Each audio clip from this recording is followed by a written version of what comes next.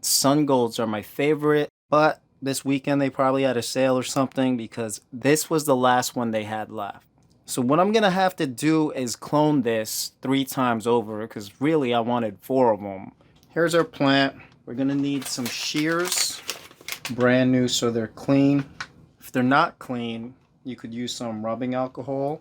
You want to keep these cuts sterile. Then we want some clean water. You could add some hydrogen peroxide to kill the germs. Put in like 2 milliliters.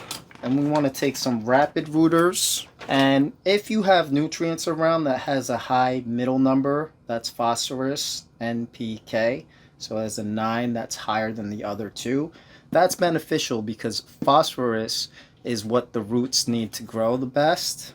And we're just going to put a very small amount. That's literally all you need. The plants are going to be so small that the amount of nutrients they need is pretty much nothing.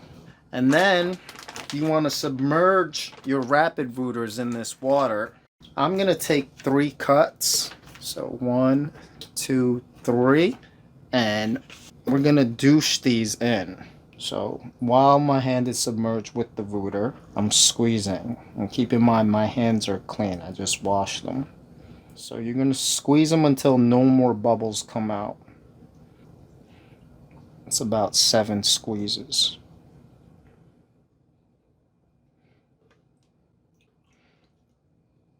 Alright. Now they got no more bubbles. And now we're going to give this a half squeeze. Meaning that right here, I'm just going to squeeze it so that the bottom half is squished. And that's going to prevent me from drowning that cut. Then you want one of these seed starting trays. We'll place one there. Alright, another half squeeze. We'll place this here. And then last half squeeze.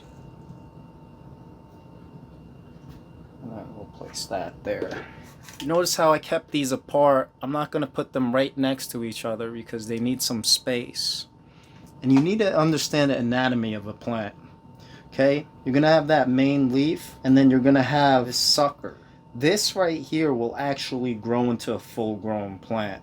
So you want to find the biggest one. So I'm going to take that one, and up here. This can grow into a whole plant as well. So I'm going to clean cut there. So quickly, I'm going to cut at a 45-degree angle. Alright? Bam. Then I'm going to push it in all the way into this rapid rooter. Do the same thing with these. This is the biggest one, so you can't really get in there at an angle, so I'm just going to cut it straight. Pop that one in there. Push it down as much as possible. And then we just got one left. Alright, and this one's tiny, but don't worry, it's still going to grow.